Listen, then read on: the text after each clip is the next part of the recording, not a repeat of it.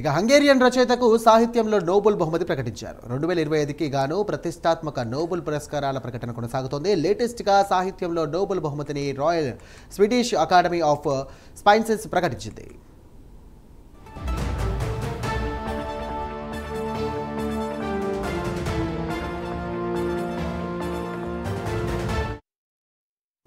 Hungarian రచయిత క్రాస్నా హోర్కైను ఈ ఏడాది సాహిత్య నోబెల్ వరించింది. ఇక లిటరేచర్లో గత ఏడాది దక్షిణ కొరియా రచయిత్రి హాంకాంగ్కు నోబెల్ పురస్కారం దక్కింది. అయితే స్వీడన్కు చెందినటువంటి శాస్త్రవేత్త ఆల్ఫ్రెడ్ నోబెల్ పేరు మీదుగా ప్రపంచంలో వివిధ రంగాల్లో విశేష సేవలు అందించినటువంటి వారికి ఏటా ఈ అవార్డులను ప్రదానం చేస్తారు. 1896లో ఆల్ఫ్రెడ్ నోబెల్ మరణించగా 1901 నుండి ఆయన జ్ఞాపకార్థం ఈ అవార్డులను ప్రదానం చేస్తున్నారు.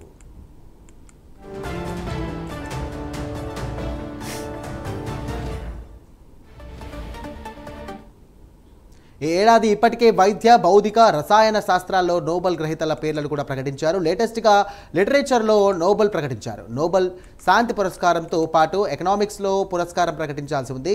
ఆల్ఫ్రెడ్ నోబెల్ వర్ధంతి రోజునటువంటి డిసెంబర్ 10న విజేతలకు అవార్డులను అందజేశారు. ఈ అవార్డు గ్రహీతలకు 11 లక్షల స్వీడిష్ క్రోనార్ నగదును కూడా అందజేస్తారు.